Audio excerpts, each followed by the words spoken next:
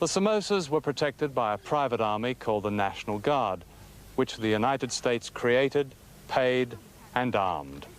Somoza called them his boys, and they tortured almost as a sport. This is the Masaya volcano, which, as you can see, is very much alive. One of the delights of Somoza's boys was to drop his opponents from helicopters into the volcano. The official American attitude to Somoza was best summed up by President Roosevelt. That guy, he said, may be a son of a bitch, but he's our son of a bitch.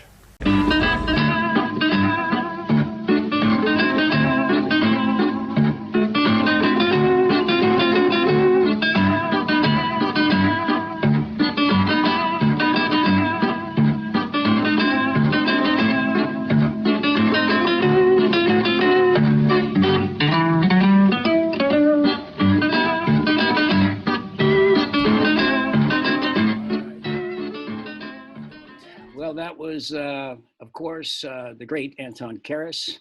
That I always bring that up. I know you're getting annoyed with me saying that, but why not? And at the top was the legendary filmmaker, journalist, author, John Pilger, a clip from his really landmark film in 1984, which is called Nicaragua, A Nation's Right to Survive. And that's the thing today. Today is July 19th. And this is the anniversary of the Sandinista Revolution, the 41-year anniversary. And, you know, things have become very complicated there. You know, there are opposite sides. You have ex-Sandinistas that are not happy, and you have pro-Sandinistas that are happy with the situation. You know, we're going to examine that with someone that I met way back in 1986 in Nicaragua, Alejandro Bendaña, who is an author. He is an historian. He wrote the great book on Sandino called Sandino. And he's an ex-foreign minister, deputy. He's ex-UN deputy envoy. I mean, he's got like credits you can't believe. And I credit him with really saving Nicaragua from being invaded a lot. I credit him a lot. He played a big role. Him back in the 80s as the spokesperson on U.S. television. And he was just brilliant. And he is brilliant. And I consider him a friend. So Nicaragua, I spent a lot of time there in the 80s. It's Nicaragua in my heart. And, you know, I played that little piece from John Pilger's film. I'm going to play another segment to kind of set up this interview with Dr. Bendaña. This is U.S. hegemony in the region and Nicaragua. Here's a little clip from that documentary, that great documentary by the great journalist, John Pilger. For the people of Nicaragua, those like Lupita, the invasion of their country is imminent yet again. The following is a summary of United States intervention in its so-called backyard. 1898, President McKinley orders U.S. troops to invade Cuba. 1905, President Theodore Roosevelt orders the invasion of Honduras. 1912, President Taft orders the invasion of Nicaragua. 1914 to 18, President Wilson invades Haiti, Cuba, and Panama. 1924 to 26, President Coolidge invades Nicaragua and Honduras. 1954, Eisenhower approves the overthrow of the elected government of Guatemala. 1961, Kennedy approves a CIA invasion of Cuba. 1965, Johnson invades the Dominican Republic. 1973, Nixon approves the overthrow of the elected government of Chile. 1981, President Reagan approves the CIA secret war against Nicaragua. 1983, President Reagan orders the invasion of Grenada. Their legacy is this remarkable United States military encirclement of the region, a vast ring of Americans on land, sea, and in the air, allowing a rapid deployment force to cover any eventuality, Grenada being the latest example. Since President Reagan came to power, this threat has been turned increasingly against Nicaragua. All right, so pretty much sets it up there.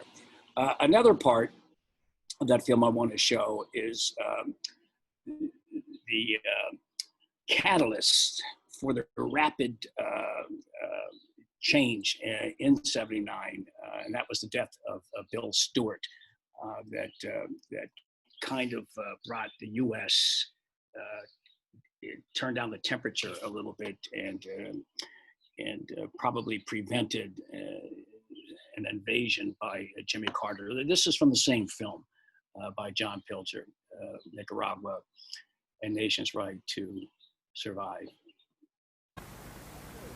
This was Nicaragua on June the 20th, 1979, a month before the fall of Somoza.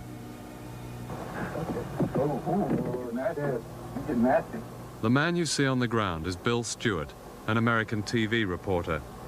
The man standing with a gun is an officer of Somoza's National Guard. Let him see the picture, or the camera. Bill Stewart was an ordinary reporter doing his job. His murder on television shocked many Americans and helped to break an historical pattern. For the first time, Washington found it very difficult to justify sending troops to intervene on behalf of their man, Somoza, whom President Carter only a few months earlier had personally congratulated on the improvement on human rights in Nicaragua. On the first anniversary of Bill Stewart's death, here at this street corner in a poor district, a monument was erected. And I, for one, find what it says most moving. In memory of Bill Stewart, he didn't die on foreign soil, and we keep his memory alive because he is part of free Nicaragua. Such is the generosity of spirit so often shown in this small country. All right, so by the way, I'm Randy Credico, live on the fly, and this is a special edition on the 41-year anniversary of the Sandinista Revolution. Kelly Lane, the engineer and editor, is down there in North Carolina. You know, you're going to see some interesting changes in this.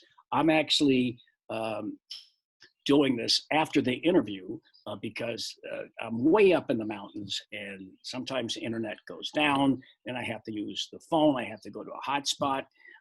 So as you can see, this is a kind of a pinkish shirt, and you'll see a white shirt and a different tie during this interview.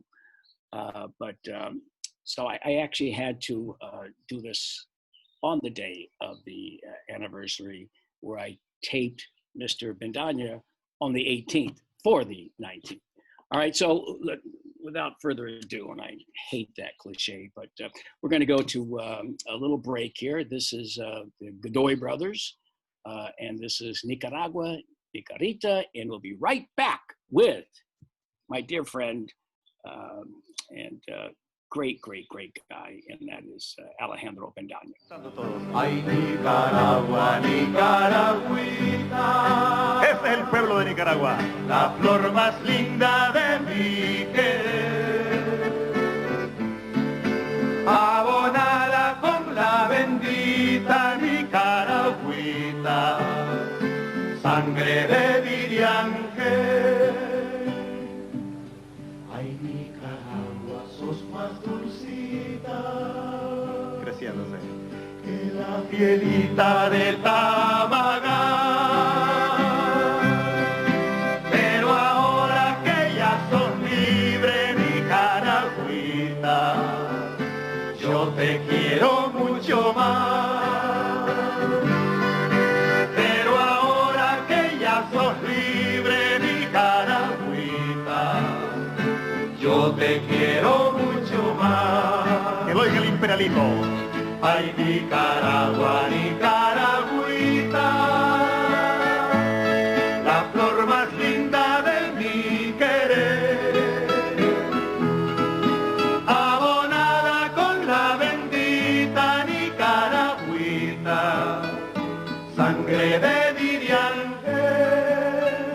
Carlos Mejia. Maria Godoy, Nicaragua, Nicarita, and that was performed in Managua at the Concert for Peace in 1984.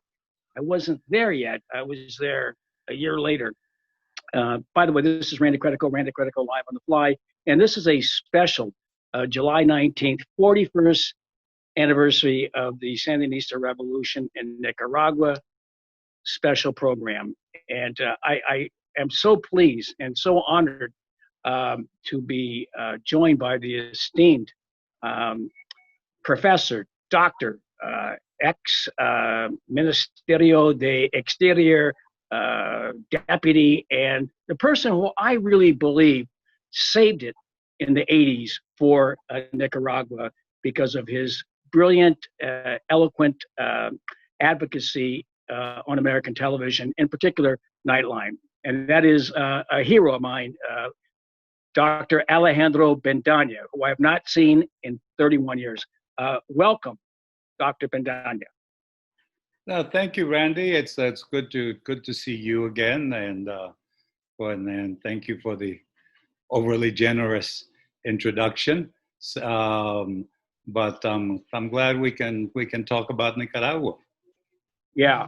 Well, I must say that what I say is absolutely true about you. I sincerely believe that your advocacy or your great ability to communicate back in the 80s during the Contra War, and Reagan was hell-bent on destroying your country, but your battles with Elliott Abrams, you really made the case for your country.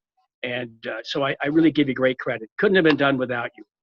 And that's why I was so thrilled to meet you there when I took a whole bunch of comics there in 1988. I took about, I would say, maybe 5 comedians, and we did a tour of Nicaragua. We met with Sofia Montenegro, who was at Barricada at the time. We performed all over the country, including Matagalpa, Esteli, and in Managua, we finished it at Los Mercedes, across the street from the airport. And you were there, and along with Vanessa Vadim, who was the daughter of Jane Fonda. And that was some night. You got a great sense of humor. That's what separates you.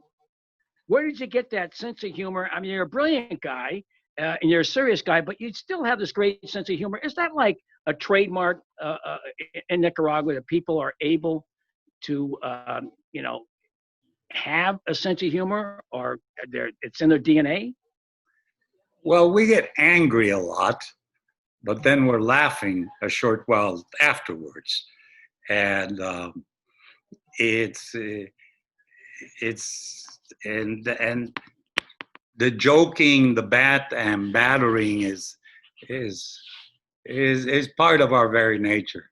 Sometimes it's in the face of so many absurd things going on, it was hard to keep a straight face. But then it was critical to enduring a war, and not letting the pressure of all sorts that we felt get to you. So humor is a mechanism of defense, and watching the show in Washington was a great source of humor. Yeah. Well, my best audience back then, because I'm a political satirist impressionist, was the Sandinistas, they called them, in front of the U.S. Embassy. Every Thursday morning, I would get up there after drinking at places like Mau Mau, and I forgot the other place. It was a late night place. I'll think of it in a minute.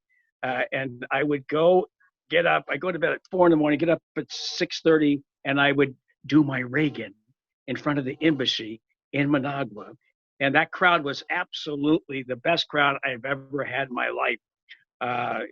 They got all of my material, including my impression of General Singlov. So I want to go back. Before I go back to the early days of Nicaragua, there are many people like myself, And, right now, we're all ambivalent about our commitment and what has transpired over the last 30 years since I last saw you, since the 10-year anniversary of Managua. I'm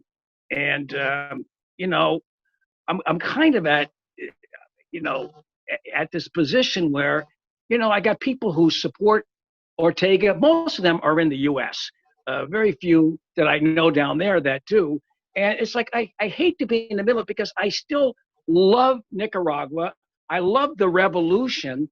I'm disillusioned, of course, but that part of my life was really stuck with me. And so, what was it about Nicaragua that brought people like me, people from Australia, people from Denmark, and from South Africa, all over the world to converge like it was Spain in the 30s? What did it? What was it about it? Spain's a good analogy, and even though the Spanish Republicans lost the war, they did not lose it morally. And I think it was part of our generation's own political formation, part and parcel for the internationally. Of course, it was central to Nicaraguans, but there was one place in the 80s, which was a pretty dark period, particularly in Latin America, riddled with dictatorships, disappearances, and torture, in which something extraordinarily had happened. And that was just this one little country with barely a ragtag army had told the United States to go shove it. And that you don't do, not least of all in our region. And we're going to try to do something new and not simply get rid of a dictatorship, but build a new type of government and eventually transform society, because that would be the very definition of the revolution. The transformation that was made from 79 in healthcare and education and land reform were truly revolutionary, and they haven't been reversed, I guess. I mean, there's still healthcare and there's still education, but that model, when you compare it to where El Salvador was under Duarte, where Guatemala was under Rios Montt, and in Honduras under whoever the U.S. put in there. Usually the ambassador ran those countries, but you take Nicaragua really did stand out in these achievements, and I always felt safe there. And now it wasn't just because of the revolution that I made safe. I think it's kind of, there's something about that country where the people are basically peaceful.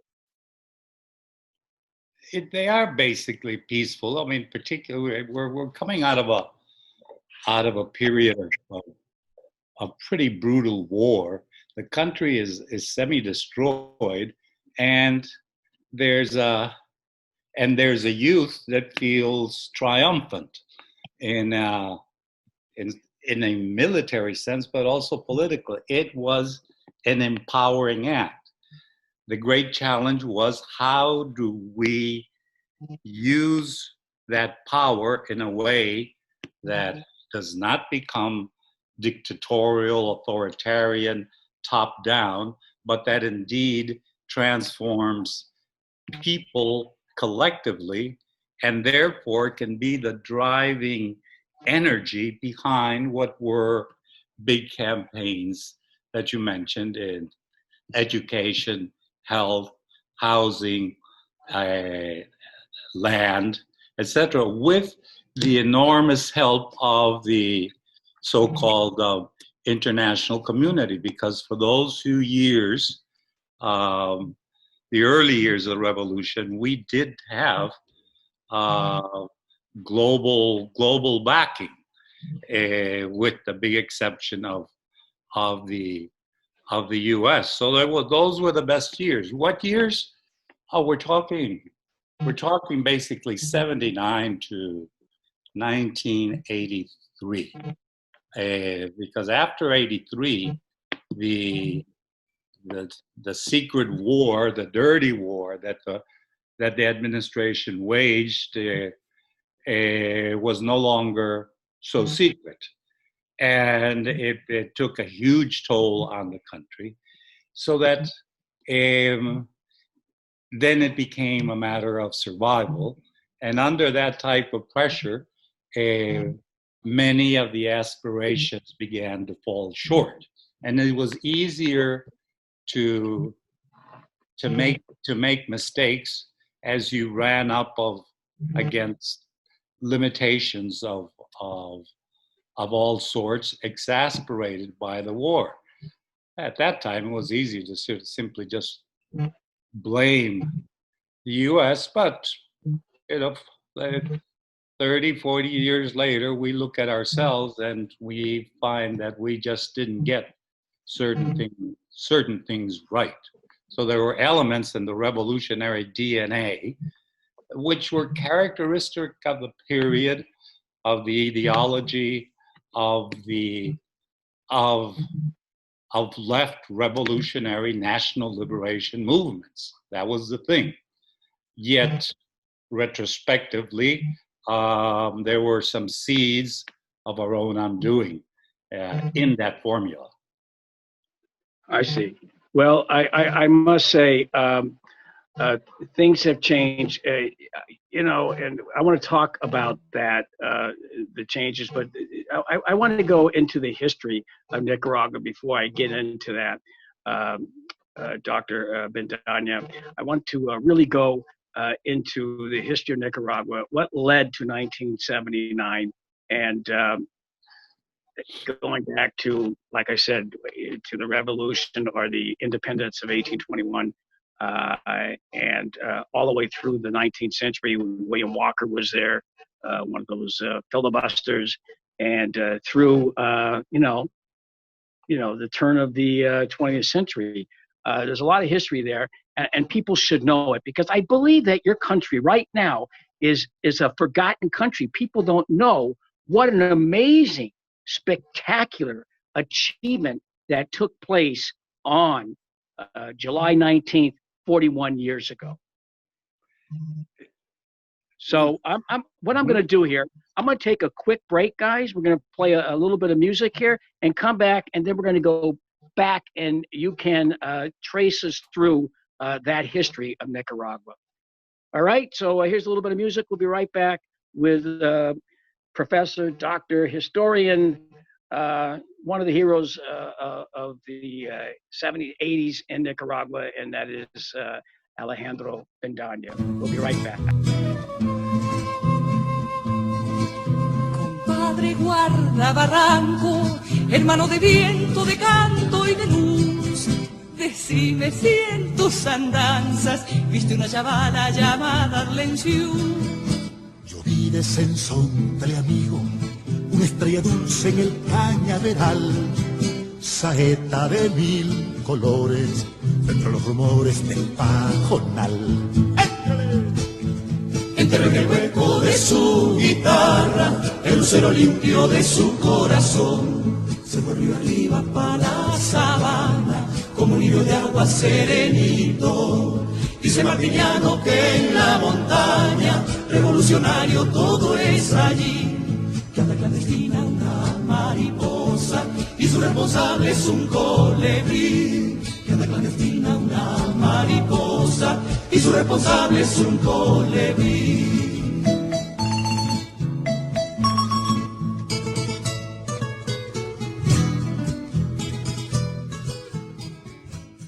We are back with Dr. Alejandro Bendaña. I want to go back, as I said, to the early era of Nicaragua. I mean, I know that there were human beings there like 12,000 years BC. I understand, and then it was the Spanish conquistadors under Columbus that actually landed there in 1502. Is that it, Alejandro? Columbus on his third voyage sort of coasted around the Caribbean shore of Central America. And then there were expeditions. But the relevance of that is that the landed system which they installed, basically dispossessing the indigenous minorities, no news story across the world, set up the basis for an oligarchy, which with developments in Spain in the early 19th century and the rumblings of liberalism, sort of the Napoleonic liberalism and ideas from the Enlightenment, the oligarchy in Central America thought that was way too revolutionary. So that's when they began thinking of independence, because in order to try to keep their provincial ways and kick out the mainlanders that were sent by the king to run the country, as opposed to those that were native born. There's two features that mark the destiny of all of Central America until now. The first is that this was a region from Guatemala, El Salvador, Honduras, Nicaragua, Costa Rica. Panama wasn't included yet because it was part of Colombia. And that was thought as one nation. The first historical tragedy is that they split that up arbitrarily. Poor communications, cities and groupings went their own way, commercial versus landing interest. So we wind up with 5 hardly viable republics. So you're in a period of weakness. And the second tragedy is, particularly for Nicaragua, but it affected the rest of the region, was that it was seen to be a site for a transatlantic canal, which in some eyes, particularly towards the end of the 19th century, gave Nicaragua, especially because of there being a lake, as you know, in between the two oceans, a purported easier route for transatlantic cargo. That's it. You remember, this is the period of the California gold rush. So if you could cut across Central America, and the Vanderbilts and the others did set up a shipping and stagecoach line, you could cut out months practically out of a long voyage around the Cape of Horn to get from New York, Philadelphia into California. But that meant that the US, along with its own Monroe Doctrine, had, what should we call it? I mean, a euphemism was, and Trump still used the special relationship, or our own privileged neighborhood, the backyard approach. So that, as Greg Grandin has argued, I mean, this was the empire's workshop, Central America, even before the U.S. Civil War. You know, you had troops of American, we used to call them filibusters. One of them, William Walker, even proclaimed himself president of Nicaragua, and sought to join the Confederacy as a state. I mean, in the patriotic black and white history, that's seen as a huge affront, and eventually other Central Americans helped and kicked him out. But the truth is, he was invited in by one of the factions. and this is a recurring truth, that Nicaraguan politics has never been exclusively Nicaraguan. You know, it's the U.S. embassy has played a forceful political role, way and above that of any other country, in order to try to attain something that it is yet to attain, or that it lost in 1979 with the revolution, and that is simply to dictate what happens. So the saying in Central America and in Nicaragua is, if the U.S. embassy and the U.S. doesn't like it, it ain't going to happen. And if you want something to happen, you better get the U.S. ambassador on your side. So he was sort of the arbitrator of politics. And among the feuding oligarchies too, liberals and conservatives, presidents were taken out, sometimes literally, and all of this, and Nicaragua was literally invaded 5 times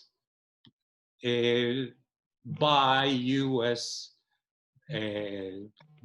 soldiers, so that when the 6th time rolled around in the 1920s, this was not a new phenomena, and then something had to happen to break with that. It was, and that's where the figure of Augusto Sandino comes in, and it's the birth of what would become the Sandinista movement. In 1912, U.S. Marines landed in Nicaragua to protect democracy, as they put it, and to hold elections. But people in Nicaragua didn't want a foreign army to organize their elections, and resistance began behind a leader who said, "The issue is that the United States has no right to invade and humiliate a small country." His name was Augusto Sandino. He was a liberal and a nationalist, not a Marxist, and the Americans made the mistake of dismissing him as a bandit. Central America, said U.S. Undersecretary of State Richard Olds, has always understood that governments which we recognize and support stay in power, while those we do not recognize and support fail. Major General Smedley Butler of the United States Marines later described his role with disarming frankness. "I was a racketeer for capitalism," he said. "I helped purify Nicaragua for international banking. I brought light to the Dominican Republic for American sugar interests. And I helped make Honduras right for American fruit companies." Sandino and what was called his mad little army rejected all that. On July the 16th, 1927, he attacked the U.S. Marines headquarters here at Ocotal in the north of Nicaragua. And that afternoon, across these hills, came a formation of de Havilland biplanes bearing United States markings. The planes formed into a column and dived at the center of town. With machine guns blazing, they dropped their bombs at 300 feet, and that is now believed to be the first use of organized dive bombing in history, long before the German Luftwaffe was credited with the innovation at Guernica in Spain. There were hundreds of casualties, and Sandino learned a lesson. From then on, he became a master of guerrilla warfare, of attacking and melting away, tactics which were to be adopted around the world and to change much of the world over the next 50 years.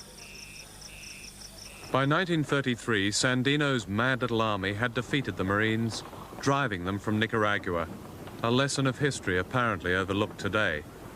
Sandino went to Managua for peace talks, where he was betrayed by America's man, Somoza, the head of the National Guard.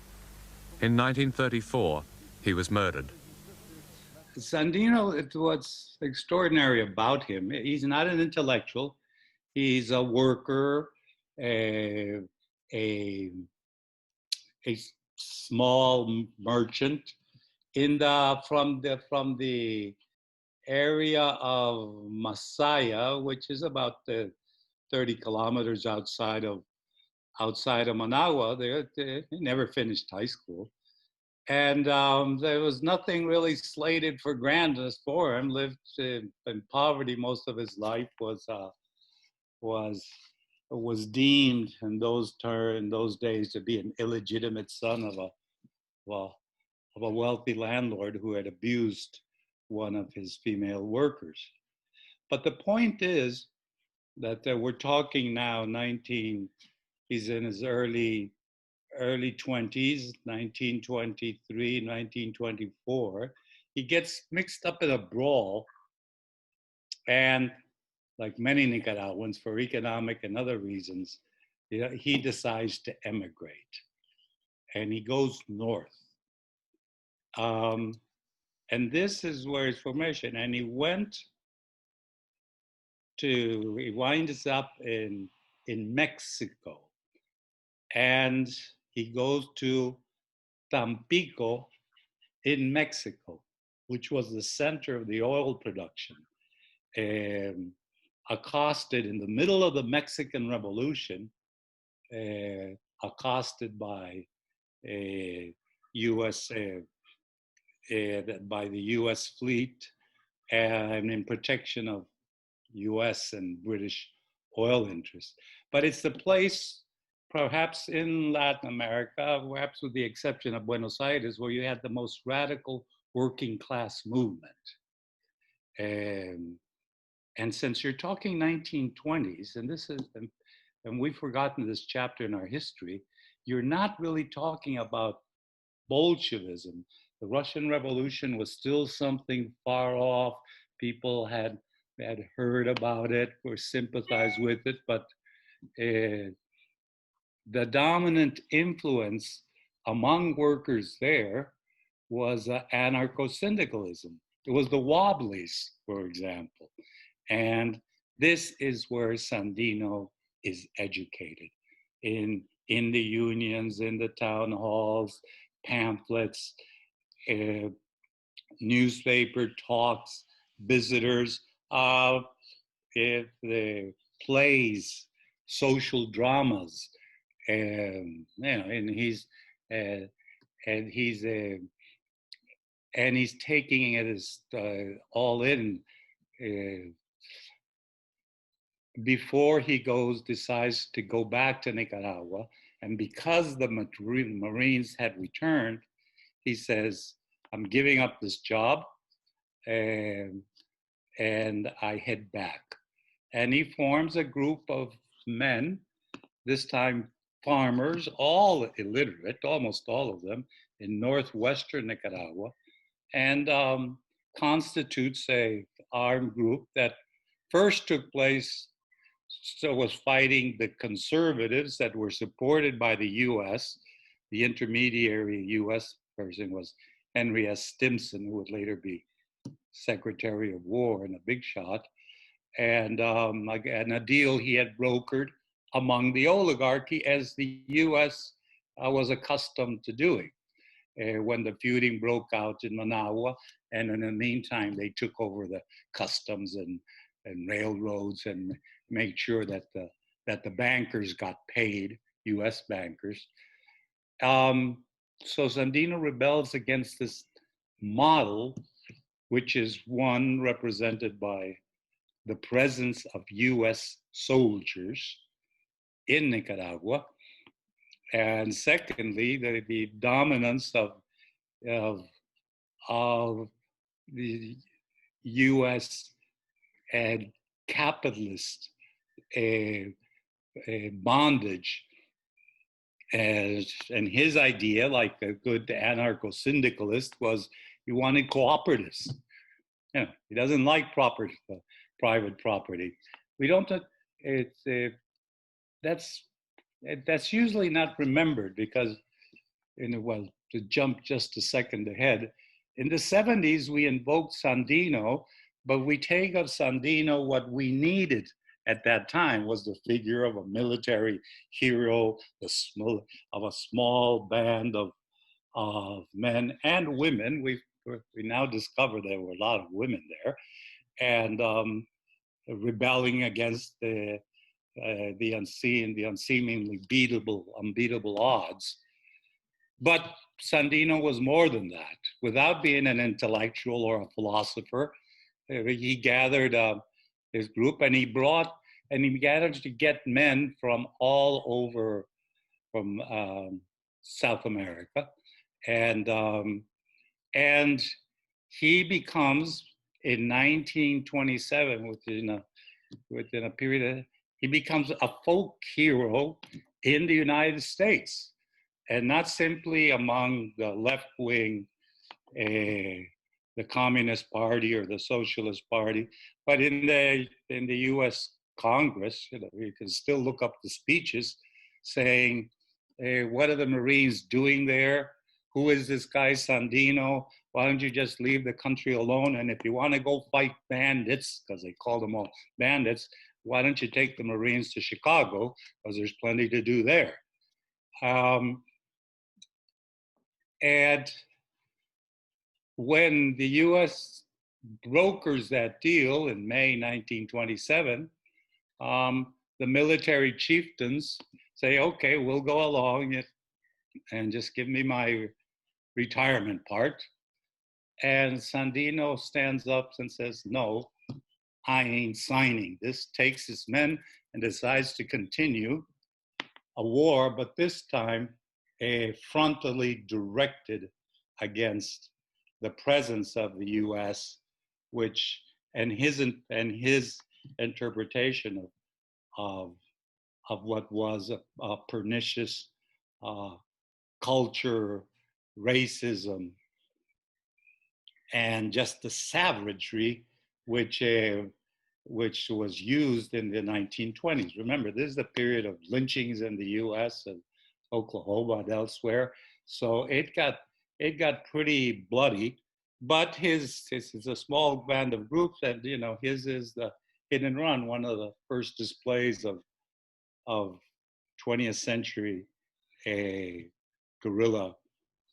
So and that made him a hero again in all of Latin America, because all of Latin America was saying, are we just going to let the United States trample over us? Won't anyone stand up to this mighty giant, to the Uncle Sam, to the ogre, where every government seemed to bend to his will, but people, and especially the labor movement, which is coming into being, and students, particularly in Mexico and elsewhere. By now you've got telegraphic newspapers. The news spreads, it's glorified a bit, and the world learns that Marines are on the run, finally, in Latin America, in Nicaragua, chased by by Sandino and his group of men. And this went on for 6 years, from 1927 to early 1933. And this, in the meantime, the U.S. is still fighting. There's pressure in the Congress and elsewhere to get the Marines out. As you mentioned, none of them, they thought it was an affront that this little guy could keep the mighty U.S. Marines at bay.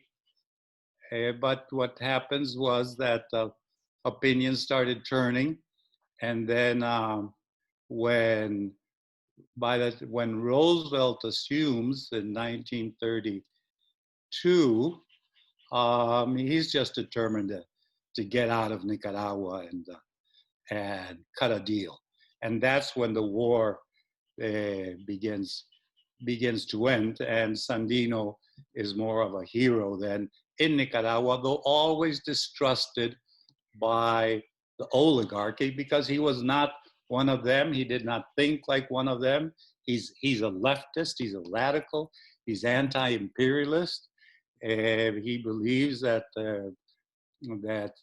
his cause is Latin American. It's Unitarian. It's not like a local rebellion, and he's in correspondence with people and leaders all over the world in insisting in the internationalist dimension of his work, and he even has relations with the early Communist International, but also with people like Emma Goldman, and those are his ideological chums. But he's smart enough to know that he is ideologically way ahead of the rest of Nicaragua, which is still parochial, conservative, Catholic, ultra-Catholic, and that he's going to change the politics was going to take a lot of work. How to transform his military movement into a political movement, and that's where he didn't make it. He would have wanted the support of the students, for example, but the students were sort of there. They weren't there. He's isolated in the north, and so he's competing not only against the U.S. and the U.S. allies, he's competing also against the formal left-wing movement, because at one point when Sandino says national liberation must precede social liberation, the communist movement, Moscow, breaks with him and denounces him. So he's under the attack by the left as well, and isolated. But ironically, that thesis of the national before the social, he believes in the social, was going to be the essence of the National Liberation War, which is inaugurated by just a few years down the line by in Africa, but also stellarly in Cuba. And well, even during the Second World War, the Soviet Union, Stalin makes it the great patriotic war against Nazism.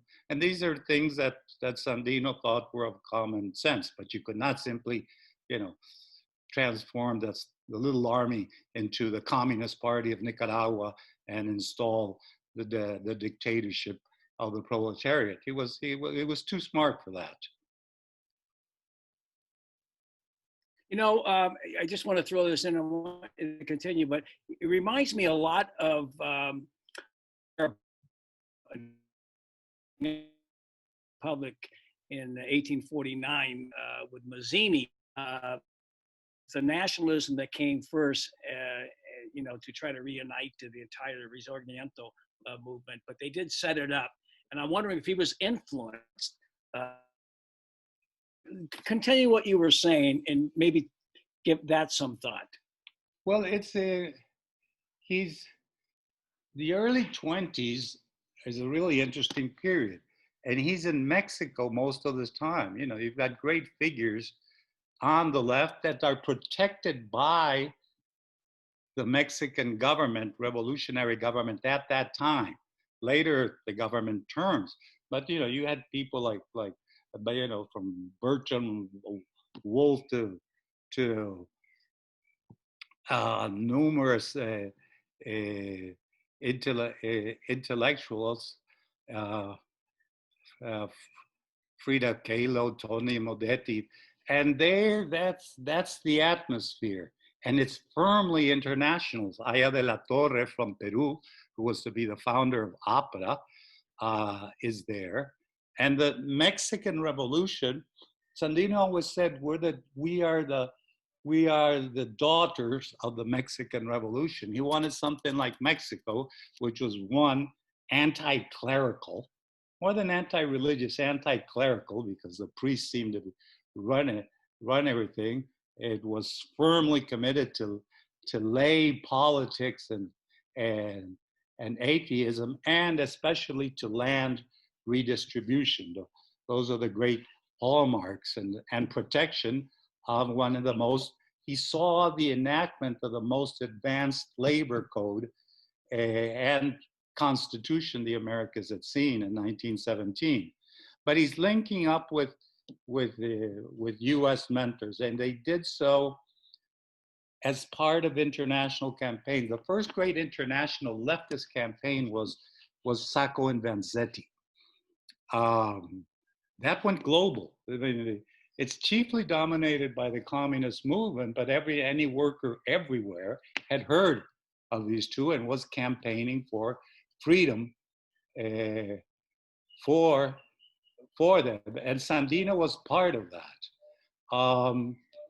Shortly afterwards, there's a decision and a swell to organize a huge solidarity movement with Sandino that was internationalist. And some of the people that were with them, like Farabundo Martí from El Salvador, fought with him and later goes on to do his own thing in El Salvador. Venezuelans, founders of the Communist Party, Haitians that became famous later on, scores of Mexicans. So there's this internationalism that is there, and it's more than simple anti-Americanism. He recognizes the figure of imperialism, and he's able to see that what he's up against is not simply the Marines, but a system of banking and bondage and debt and remote control and ideological cultural influence, which he said, in his words, ran against the nature of the Latin American peoples. That's pretty much the thinking in Latin America. The term, for example, la raza, which you hear in the Southwest United States, is born in that time. It's just it can be summarized in one phrase: we are not you. We are not the United States. We are a Latin people. We are a brown people. Brown people lives matter. You cannot go around, they tell you, pissing off people around the world. We have our own culture. We have our own identity, and we are proud of who we are, and we don't need this sort of dependence. Of course, there's always segments of the oligarchy that were more pro-American than the U.S. itself, but there were the young nationalists that weren't. Some of those nationalists, it has to be said, turned to fascism, because they also saw they looked, and there were some sympathizers of Mussolini. They sort of went the route of Ezra Pound, for example, but some stayed on the left. So it's a nationalism that is internationalist at the same time, and that's what gave it its appeal. So Sandino, as people know or might not know, well, he was betrayed. He's trying to arrange a deal with the then president of Nicaragua to make sure that the Marines left. The Marines did go.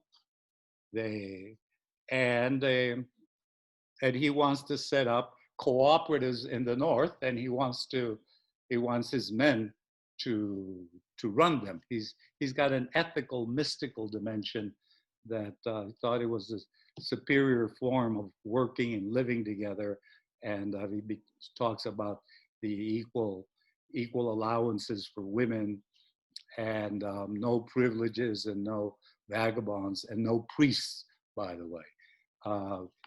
And this was just, it was simply too much. And for the US Embassy, it represented the threat of insurgency, because Sandino, all he had to do was whistle, and he would have had thousands of people by his side once again. But a plot is devised to invite him to Managua to sign a document, and he's captured, and then along with the 4 others, he dies. He's assassinated in a firing squad, and 2 days later they sweep down on his camp, which by this time was becoming an agricultural cooperative, because that land is rich. They were already semi-disarmed, and they were wiped out by that new feature in Nicaraguan politics, which is inaugurated just about this time, 1934, with the death of Sandino, which is the Nicaraguan National Guard. The US Marines just don't leave. They leave behind a relatively sophisticated army, brutal in its nature, that continued the war against Sandino's followers, and that was headed by a fellow that gained the absolute trust and goodwill of the American ambassador, and his name was Anastasio Somoza. And this is the famous SOB that Franklin Roosevelt referred to, and then Somoza overthrows the civilian president, takes control of a liberal party, and gets himself elected and reelected. He's assassinated, but immediately his eldest son takes over. And after his eldest son dies of natural causes, short interim, his third son, his another brother, takes over. So you begin to see a pattern in Nicaraguan history, which people now talk about as trying to be repeated nowadays. One, a family dynasty. When, for example, Daniel Ortega designates his wife as vice president, we're jumping ahead a bit, and sets up his sons in government and daughters in government and business posts, it's with a view to perpetuating a dynastic form of government. Now, whether he could get away with it or not is another argument, but Nicaraguans recognize, hey, wait a minute, we're not going for this before, and to be sustained on the back of a security force, and ironically, with the backing of the United States, because it cannot happen without the United States. So that this could not happen right now. The dynasty has been set up. Some people will say that the United States would like to get rid of Ortega and install somebody else, and that's what you get those. I don't know. You have, although the response to the protesters has really been heavy-handed, but not covered here very much. Like in Hong Kong, that's covered. The response to the protesters, like at UCA, was not covered in the press here. Well, it's an issue, Randy. Despite the presence, even in the UCA and elsewhere of reporters, eventually the images, and in this day and age, anybody with a phone camera could get those upline, did get out. But the larger political point is, and this is often just not referred to, okay, recap. The Nicaraguan Revolution begins in 1979 and ends in 1990. Let there be no mistake about that. To speak of a revolutionary Nicaragua after 1990 is to miss the boat. And even to speak of the revolution in 1979 is to ignore it as a process, which had a beginning, a middle, and in some ways continues, but it's not that it coincides with the 79, 1990, when the elections take place. That's followed by 17 years of new right-wing regimes, new electoral regimes. The U.S. did manage the combination of U.S. military pressure and considerable mistakes from our own Sandinista side made that the elections of 1990 were lost by the FSLN, by the Sandinista party. So two things happened. The oligarchy comes back for 17 years, but secondly, it's the end of the Sandinista movement as it had survived. Because so wait a second, you're telling me on I think it was January 25th, 1990, that was the end. When UNO, which was on the ballot, their victory spelled, that was the date that the Sandinista revolution effectively came to an end. I will argue that. I mean, I think, ethically, things happened in which the Sandinistas committed suicide. In the last few months, there's a mass distribution of goods, corruption breaks out. But more than that, there's a reckoning, because some features of how the war had been conducted, of how the economy had been conducted. Remember, the highest inflation rate ever, maybe now surpassed by Venezuela. And people footed the bill for that and turned it into a vote against the Sandinistas. But what remained of progressive politics pretty much came to an end, and not simply as a product of an election. I'm not sure, had we won that election, a fundamental course correction could have been achieved, because by that time, by 1987-88, Daniel Ortega has managed to get control of the party.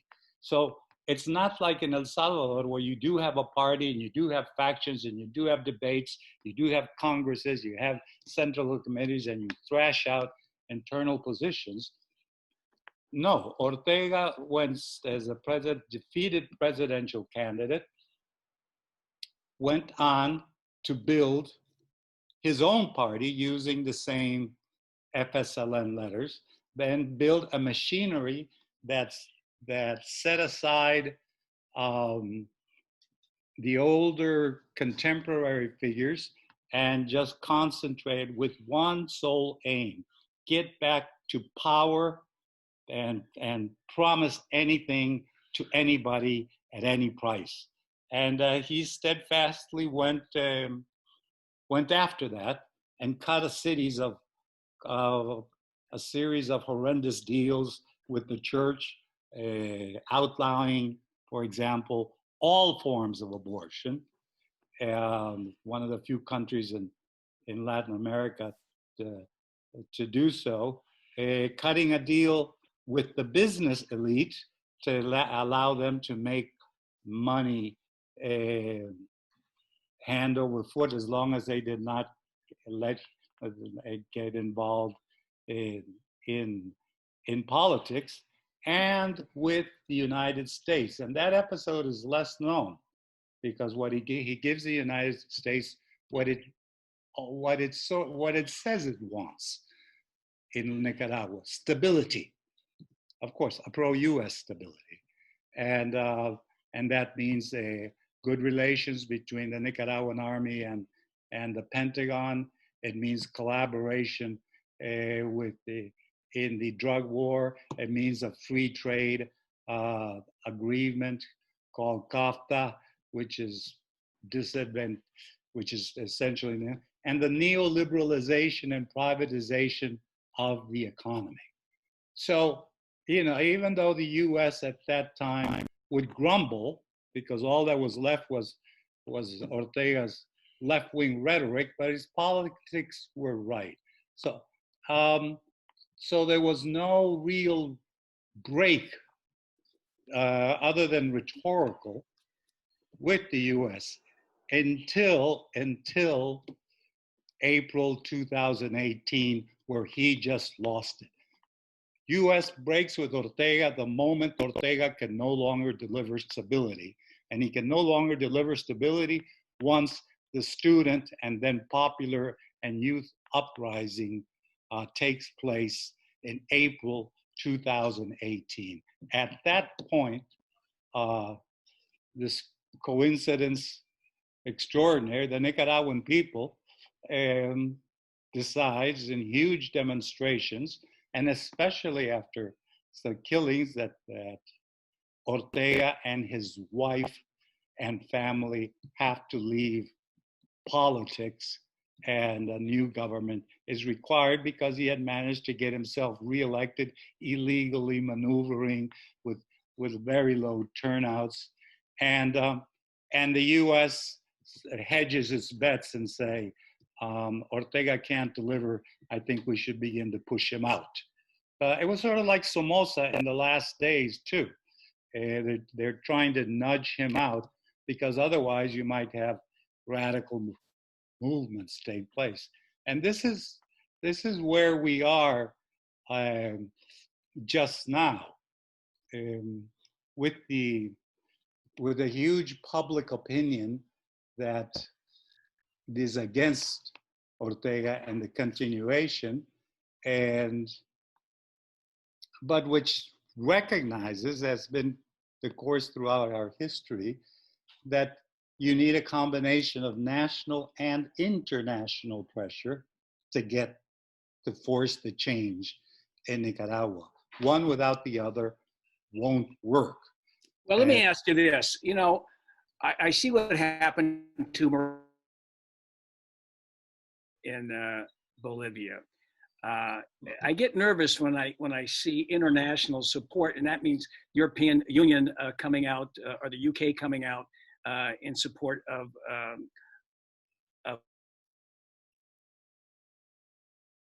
but calling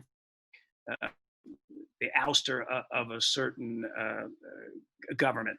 I don't trust them. I certainly don't trust Pompeo. He certainly does not have the Nicaraguan people in his interest. And you know, another point is, because it's very confusing. I must tell you, you know, I still have that hope and dream of the Nicaragua that I saw when I was there in the 80s. And but I went there in 2009 for the 30-year anniversary, not specifically for that, but I have a lot of friends of mine who were in government. You know some of them. And they were grumbling back then. They were not happy with Ortega back then. One of the people that was Caterpillar, he says, we're doing pretty well down here. So he wasn't displeased with him. You know, I look at it and I say, my God, why does he, in these elections, maybe low turnouts, they're higher than US turnouts, do so well in those elections? I mean, I was in Ometepe, I went to Rivas. He does have a base of support, Ortega. And I think because of the deal that he cut with Obando y Bravo, but also that they do have a certain level of education that you don't see in Honduras or Guatemala or El Salvador, and a certain free medical, you know, there's medics and there's free healthcare there. But obviously the country is poor and people can barely make, you know, subsistent wages to live. There's high unemployment. How is he able to mobilize those that go and vote for him in these elections? Is it because that the opposition, and there's a lot of parties down there, haven't come up for that would turn on, you know, the average Nicaraguan peasant, worker in a maquiladora plant? What is it that he has been able to do that the opposition hasn't been able to do capitalize on the disgruntled electorate there. Remember, you have to separate by 2011-12. It's so clear that Ortega is one thing, and what remained of the revolution was the other, because he had done 180-degree flip-flop in terms of economic policies, and many of the gains, including education and health, were simply collapsed. There's a reconcentration of land, and he and his cohorts benefit from this. So what survives is little. What does survive, and this is the problem you're getting at, are the symbols. The red and black flag, the FSLN, the image of Sandino himself standing up to the big bad Yankee, and he's trying to appropriate all of this, monopolize it. At the same time, he's carrying out right-wing policies. And this meant that any left, progressive, justice-oriented segment of the population, many of them coming from the Sandinista party itself, or the or they're by this time it's the daughters and sons. Remember, more than half of the population in Nicaragua wasn't born 40 years ago. So to them, it's an obscure reference. They don't have this emotional turmoil that you and I, especially when you saw some of the best people, very, very admirable, mystical, disciplined, selfless, and they were killed. One of my theses is that they killed off the best people during the war, so that what he inherited was a second tier of quality in the leadership that was prone to mistakes, and that was not so, that could have been more transparent, to say the least. But there's a turning point here. There were rebellions, small, against Ortega, and the opposition was the traditional opposition, and they couldn't gather crowds. What happens are two things: are the civilian demonstrations that followed the political order to open fire on unarmed students on April 17th and 18th, 2018. That was a turning point. I mean, I'll be honest, Randy, I never expected that of Ortega, even though I had broken with him years before, that he would actually, we knew he was affixed to power and he was going to find a way to try to stay there. But to go over and massacre students and then continue selectively to kill and to persecute them, well, that was just beyond any boundaries. That just puts him outside, so that he lost many, if not most, of his followers on that day. They said, "Wait, hey, this is not acceptable." Of course, there will be a core, the whole public administration, the state apparatus, the military, the police, and people that depend on government. Well, if they complain, they're fired, and if they're fired, they go hungry because there's no jobs around. So there is a core, and yes, there is a more fanatical group that says, my leader, right or wrong, and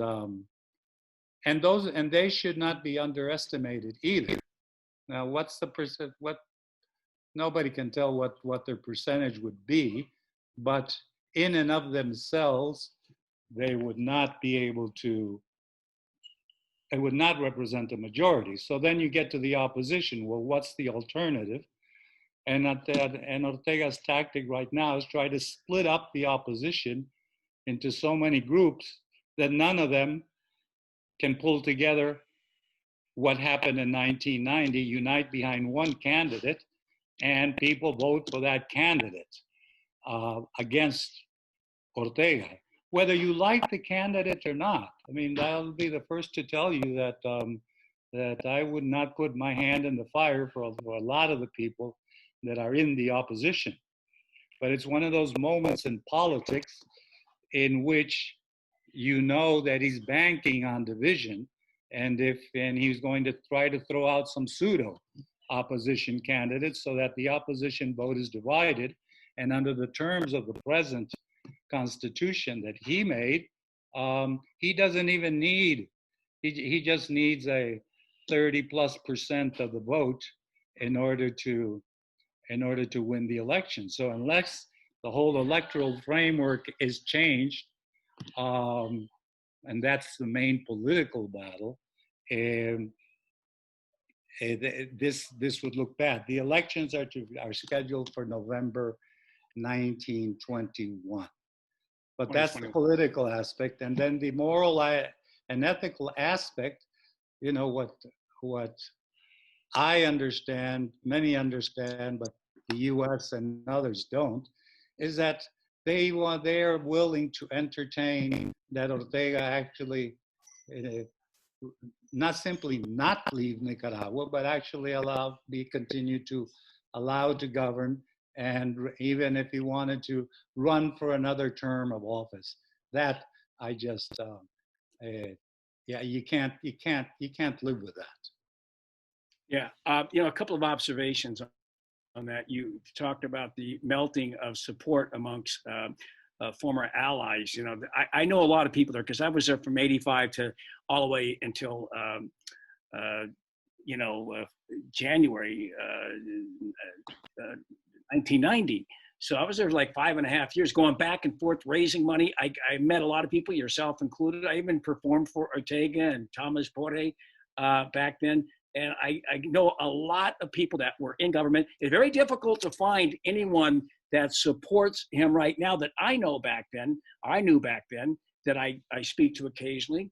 That is true.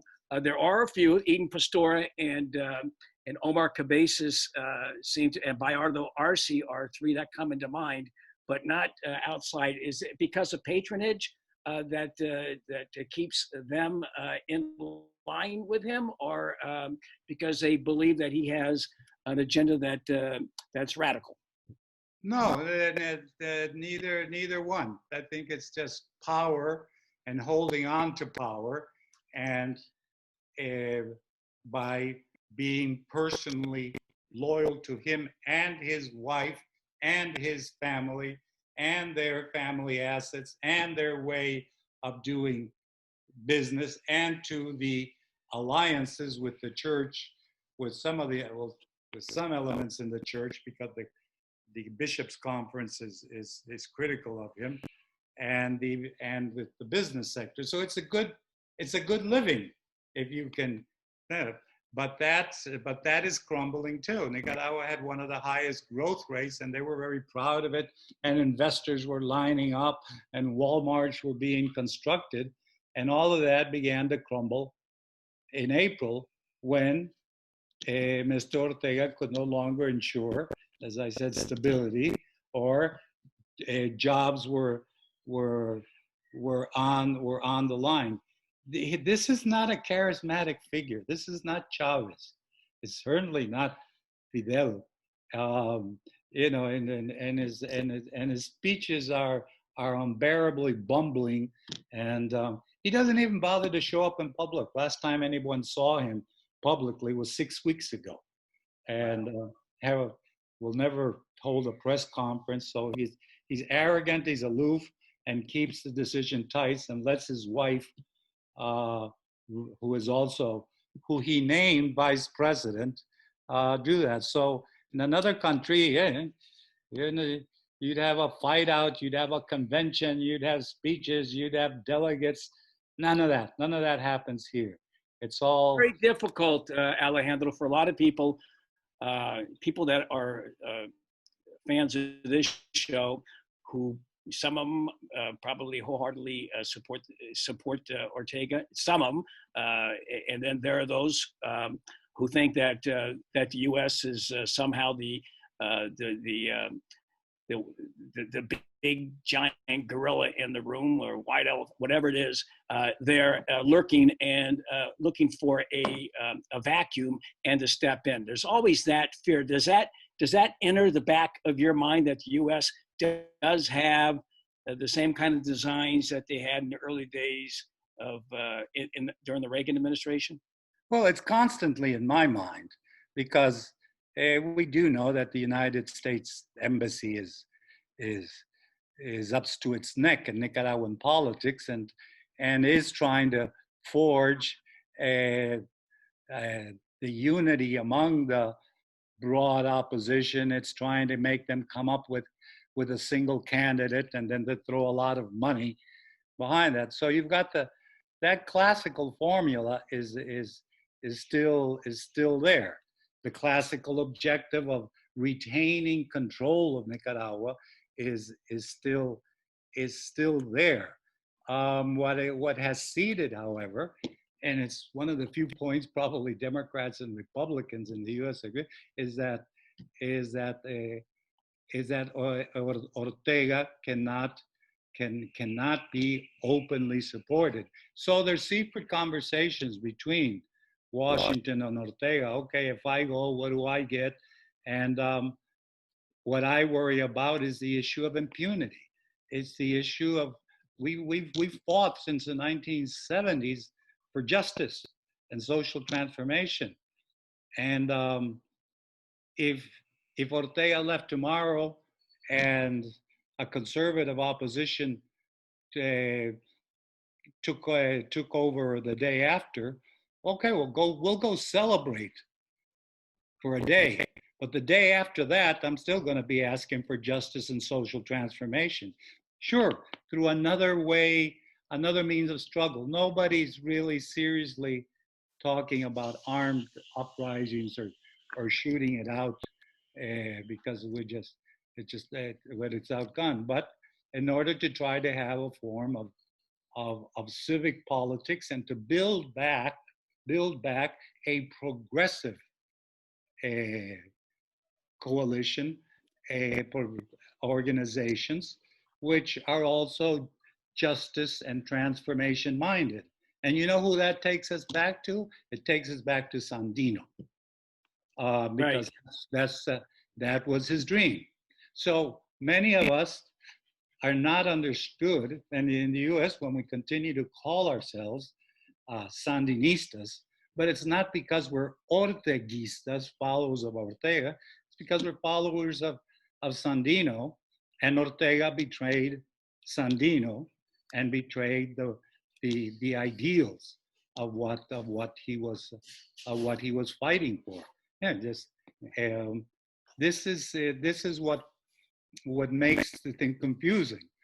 The problem, and you have to admit it, in the broad spectrum, I mean, there's a mistake that's often made in the U.S. left in order to try to look at this in geopolitical terms, as though the world in Nicaragua was part of some giant chess game, and if you move here, the U.S. then moves in, so we got to be against that, and we got to be against the other. But that doesn't work in Nicaragua or in places like in Syria. Your basis of analysis has to be the social reality on the ground, and that is the swell of opposition against Ortega and the crimes committed by Ortega. But for God's sake, you got people that saying he didn't do anything. No, he didn't do that. Oh, that was just a little incident far and there. He still continues to be the guy of 1979.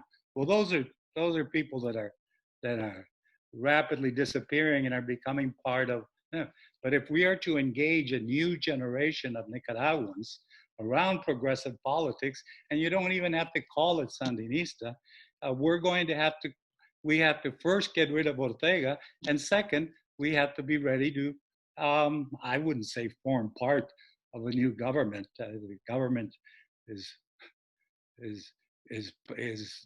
part of the problem. But yes, a groundswell, social movements, community organizations, organized civil society, youth, especially youth, that's going to work day and night, and will question the automatic way in which some conservative elements and confused say, you know, the enemy of my enemy is my friend. Well, Pompeo, Trump, Bolton, and company are not my friends. Okay, they've got their own circumstances.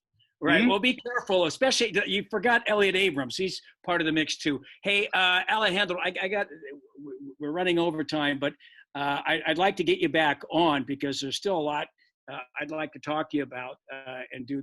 I'll just consider this part one of our, if that's okay with you.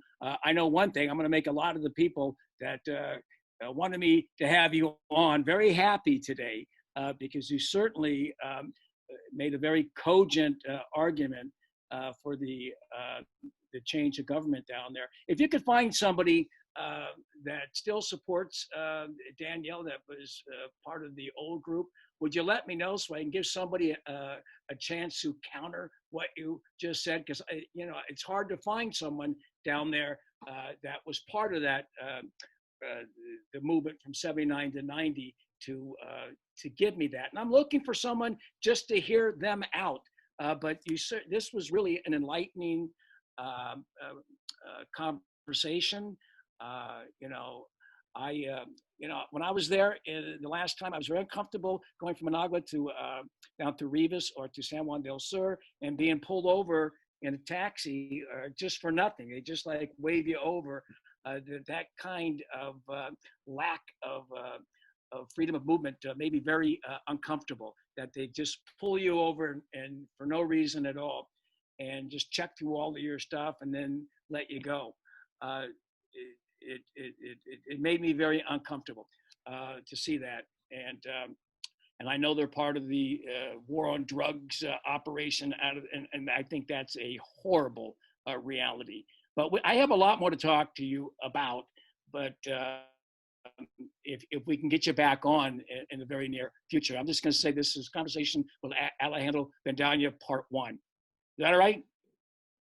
Sure. Happy to talk. I'll try to look for somebody to defend the indefensible. Maybe they've modernized some of their arguments, but all right. Usually they haven't. All right. Thank you very much, Alejandro. I'm sorry for some of the disruptions here, but they'll all be cleared up in editing. Dr. Alejandro Bendaña, good luck and hope all is well. And I don't know what to say. Happy 41st anniversary of the revolution. I don't know what you say, but I know you're not going to be at the rally tomorrow, and neither will a lot of there will be no rally because they can't get enough people, although they tried to do that, and all they do would be to spread COVID as they've been doing to that. But that's another deal. We can talk about that on another. Listen, I left a lot of stones unturned here. All right, there's a lot of things I wanted to talk to you about, but man, this was really great. And look, I look forward to coming down to Managua in the near future and making another plate or a dinner of rigatoni and gorgonzola sauce with artichokes. Okay, we'll see you when that day comes. Okay, all right. Take care. Alejandro Bendaña. We'll be right back. We'll be right back after this short break for some closing remarks. Thank you, Alejandro. Bye-bye. Campesino, cuando tenga la tierra, sucederá en el mundo el corazón de mi mundo. Desde atrás de todo el olvido, secaré con mis lágrimas todo el horror de la lástima y por fin te veré, campesino, campesino, campesino, campesino. Vaya de mirar la noche que nos acostamos para hacer los hijos, campesino.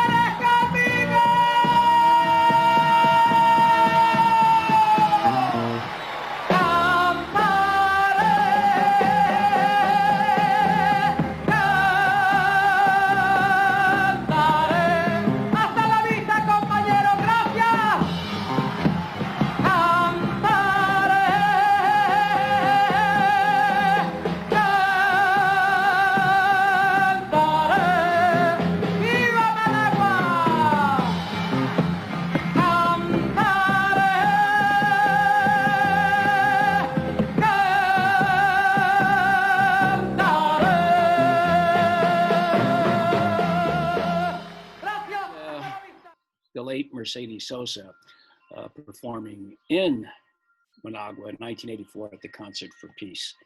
By the way, I'm Randy Credico Live on the Fly, and I want to thank Alejandro Bandana for that wonderful interview. He gave us a lot of his time, and we have more to talk about.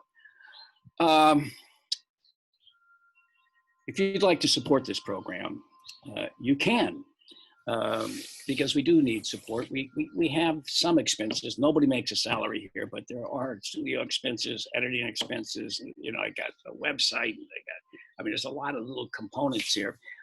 If you'd like to see us continue with this kind of programming, our Assange series, please go to that website, Assange Countdown to Freedom.com, and go to support to see it on the menu.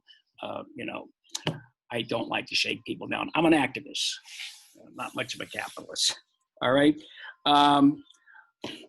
Once again, I want to thank everybody involved in this production. I want to thank Kelly Lane. I want to thank my friends, Emily and Sarah Kunzer and Margaret Ratner Kunzer, all who play a role in this. And I want to thank you for supporting this program. I'm Randy Credico. We're going to go out. You know, 2013, I ran for mayor. I ran for governor. I ran for senator. It's all, performance art. But in 2013, I ran against de Blasio and 6 other Democrats. And the right wing would pigeonhole Bill de Blasio as a Sandinista because he had been down there in '86. In fact, he saw one of my performances down there in front of the U.S. Embassy, Bates Motel.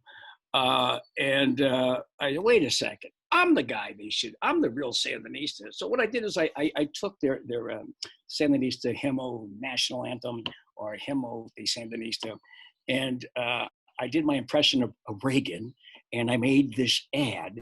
So this ran in 2013, and it shows you how much time I spent there back in the 80s. All right, that's all for today, folks. Thank you very much. And here is that ad from 2013. Signing off, Randy Credico.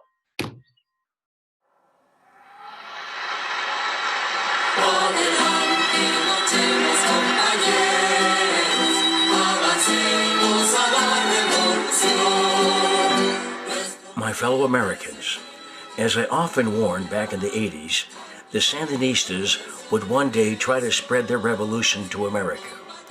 And 20 years later, it seems that I was right, as one of their biggest supporters is running for mayor of New York City. That candidate, a Democrat naturally, is Randy Credico, now running as an independent. Credico spent a lot of time down in Nicaragua, often making fun of me and my policies at protests in front of the U.S. Embassy in Managua. In fact, he organized a group called Humorists Against War and traveled around Nicaragua with Jane Fonda's kid Vanessa and Sandinista officials. He did fundraisers with Ambassador Nora Astorga, the hardcore revolutionary, and he mimicked me in private functions for his socialist buddy Daniel Ortega. Credico, an Occupy vet, wants to tax Wall Street and give it to the poor. I'm telling you, he's well armed with lots of dangerous ideas. So, if you see him floating around your neighborhood, please notify your local authorities. May God bless. Los hijos de San Gino ni se ven